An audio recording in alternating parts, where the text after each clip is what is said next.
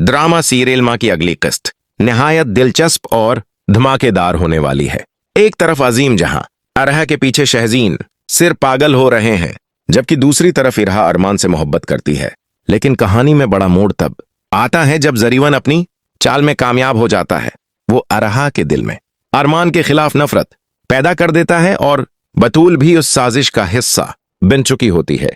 जब जरीवन अरहा को बताता है कि अरमान आजकल बतौल के साथ ताल्लुक में है तो उरह को शदीद गुस्सा आता है। वो सोचती है कि अरमान इसके साथ ऐसा कैसे कर सकता है जबकि वो दोनों एक दूसरे से मोहब्बत करते हैं। इसी दौरान शहजीन भी अपनी मोहब्बत का इजहार करता नजर आता है।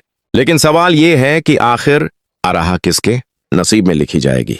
दूसरी तरफ वसीम और जरीवन अपनी नई चाल चल चुके होते हैं।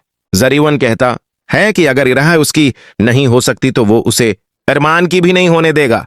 वो अरहा के जहन में शक डाल देता है और उसे उस जगह पहुंचने पर मजबूर कर देता है जहां अरमान और बतूल मिल रहे होते हैं। जब अरहा रेस्टोरेंट में अरमान और बतूल को एक साथ देखती है तो वो टूट जाती है। बतूल वॉशरूम चली जाती है और उरहा अरमान से सवाल करती है, लेकिन गुस्से और दुख की वजह से वो उसकी बात सुनने को तैयार नहीं होती।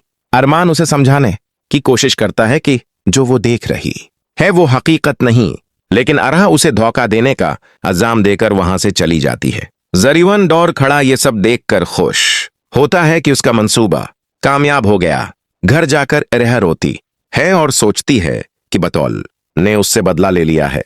इसी दौरान शहजीन का फोन आता है जो उसकी परेशानी महसूस करता है, लेकिन अरहा कुछ बताए बगैर कॉल खत्म कर देती है।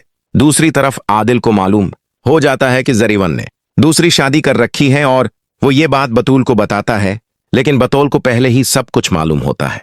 जब आदिल घर जाकर अपनी बीवी को बताता है कि उसकी बहन उसे छोड़कर चली गई है तो आसिया का रवैया फिर भी नहीं बदलता, जिससे कहानी मजीद दिलचस्प हो जाती है। ये किस्त जज्बात, गलत फहमियों और साजिशों से भरपूर होगी।